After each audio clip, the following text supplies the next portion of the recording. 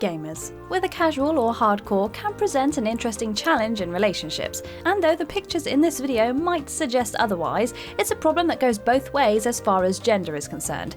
Look, there are only so many pictures online of women playing video games, okay? Gamers can be a handful. They can be sweet and loyal. The stereotype is that they'll be far too busy playing video games to be out at bars trying to cheat on you, but the nature of their habit can make them a cautionary prospect for many would-be suitors. I am the gaming mama of WhatCulture, and right from that first date, these are 10 things that you should know about dating a gamer. Number 10, I just need to finish.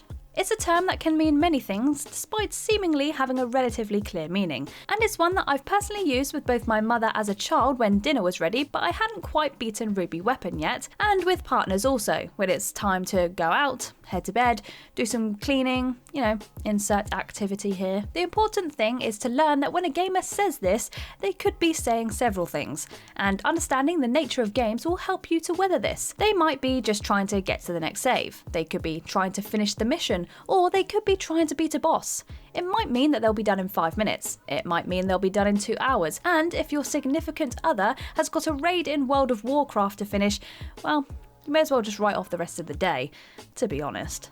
In honesty, speaking as someone who has benefited from this before, it's probably best not to let this one slide too often, as it invites complacency and your partner might end up continually saying, just one more checkpoint, obliterating the entire evening for you. Lock them down to a time, though I wouldn't advise just turning the console off after 10 minutes, if you value your relationship. Number 9, don't say anything important during a game. If you want to talk to your partner about something, whether it's the shopping list for the next week or something super serious, it's probably best not to do it while they're getting their ass handed to them on the final mission of Ninja Gaiden. With the ridiculous level of concentration needed to beat the game on the best of days, you're not going to get any quality conversation out of them during that time. And even if they pause the game, they're going to be so eager to get back to it that they'll just pawn you off with the most compliant answers that you want to hear possible. On the converse, if the relationship goes sour and you want to take some of their DVDs when you move out, asking them while they're playing the game is probably pretty smart. Just don't expect your partner to remember anything you've said during gameplay.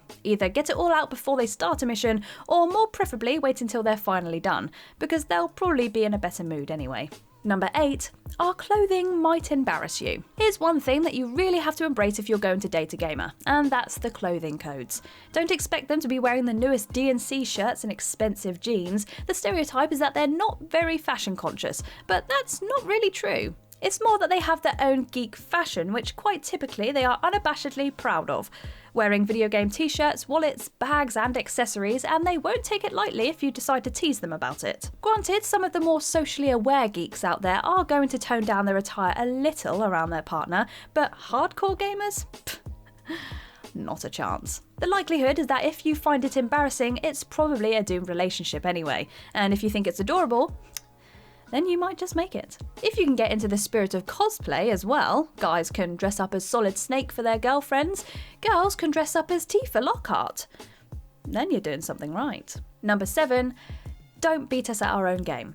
There's nothing more humiliating to a gamer than being trounced at their favourite game by their inexperienced, non-gaming partner. It's happened to many of us. The scarcely repressed memories of that time your girlfriend got a fluke knife kill on Black Ops and wouldn't let you live it down for the rest of the week, even embarrassing you in front of your friends about it. If you're both gamers, then this might just about work, but if not, and the gamer you're dating feels that it's their hobby, destroying them might not go down too well. So err on the side of caution depending on your significant other's temperament. Number 6, don't try and help. I don't know about you guys, perhaps I'm just crazy, but I hate it when someone walks into my room, sees me playing a game, and then starts screaming suggestions at me like we're seconds away from impact aboard the Titanic. Not only does it stress me out further during a difficult situation, but there's one wholly more worrying and frustrating prospect. What if their suggestion's correct? I'm far from a gaming perfectionist, but if someone suggests something I didn't think of and it actually helps me, I feel as though I haven't finished the game myself, diminishing the sense of achievement, as short of getting hold of one of the Men in Black's deneuralizers or inflicting upon myself a massive head injury. There's no way to forget that knowledge without abandoning the game for a few years. I hate it when friends do it, and definitely when partners do it. It's not something that non-gamers can really understand either, and I doubt all that many gamers do really. So it's probably best sticking to words of encouragement unless your partner specifically doesn't mind some help. Maybe ask them? After all, communication is the foundation of any relationship. Number 5, yes, that new graphics card is essential. Don't be surprised if after installing the latest water-cooled, rocket-fueled graphics card into their computer, your partner won't be too up for a lavish dinner or a night down the bowling alley, as it's not primarily because of the gorgeous gaming options this new card allows them either. Everyone knows that like car parts, boiler repairs and securing a new identity, graphics cards are freaking expensive. A brand new top-tier card can easily cost £300 to £400, and because they want to play Crysis 3 at 60 frame rates per second, with all the ultra settings trimmings, plenty of gamers are prepared to pay it. Just keep an eye out for these sorts of things. They might not be in the spending mood for a week or two afterwards. Just pray that your partner is a console gamer. Then it's all smooth sailing until at least March and November, when like a billion games are all released at once. If your birthday is in either of these months, you're gonna have a bad time. Number 4, when we say good night, we're not really going to sleep. There are 2 scenarios that gamers frequently employ to disappear a partner in order to continue playing long into the night, and they depend largely on the stage that your relationship is at. If you're living apart, this one is far easier to pull off. Your partner might text you around 11 PM to say they're going to sleep, perhaps mentioning that they feel a bit sleepy and are so having an early night. What are they really doing?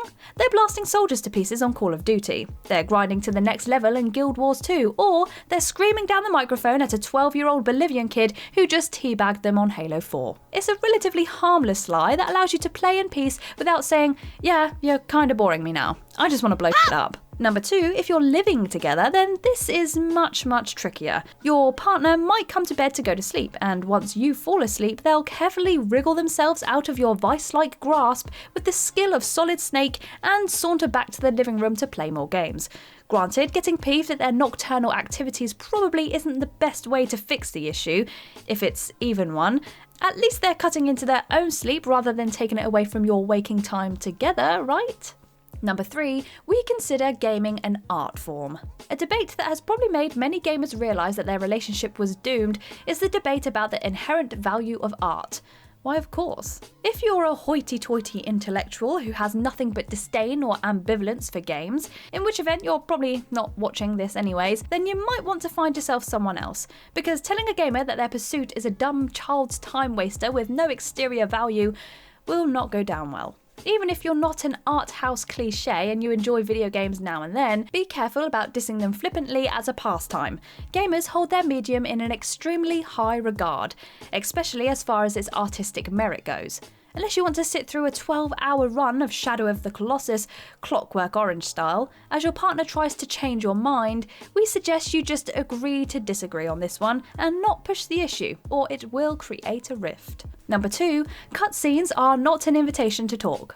There's something of a casual assumption held by non-gamers that a cutscene in a video game is in no way tantamount to a scene from a movie, that they're just pretty distractions that, don't have like a story, characters, witty dialogue, or the typical hallmarks that comprise a good narrative. There's this collective cultural assumption that games are lesser than movies, and while a lot of the time this is true, is there really anything more infuriating than someone walking into your room mid-cutscene and trying to talk your ear off? If it's a game you're greatly invested in, it will inspire frantic screaming of "Get the f*** out!" And it's all the worse if the game doesn't have a pause menu for cutscenes, as many still horrifically don't. Thank Hideo that Konami used this feature on Metal Gear Solid 4. Do you imagine if your partner walked in wanting to talk during that ending? It's a good lesson to learn quickly though, because there's nothing more frustrating than having to flick the subtitles on just to understand what's going on, while also trying to filter out inconsequential chit-chat. Number 1, play co-op. You're a keeper. This isn't an attempt to foster some insecurity if you're not into gaming nor prepared to give it a try, but even if you make the slightest effort, gamers will love you for it. Like any hobby, taking an interest in the important part, and if you're willing to sit down and play some co-op Halo with them, assuming they want you to, you'll have perfect recourse to ask them to spend time with you doing whatever it is you do. It can be a fun bonding activity, and I've seen many friends actually get their partners into gaming just through slowly introducing them with a simple, easy game, and before long, their partner was quickly kicking their ass on some of their favourite games. It's the geek equivalent of Frankenstein's monster, building an entity who grows beyond your power and control, but probably a lot sexier. And that's our list. Got any more tips for dating a gamer? Let us know in the comments below. But for now, I've been Kirsten from WhatCulture, and I'm off to change into my Pikachu onesie so that I can leisurely play Animal Crossing into tomorrow morning. Who needs sleep anyway?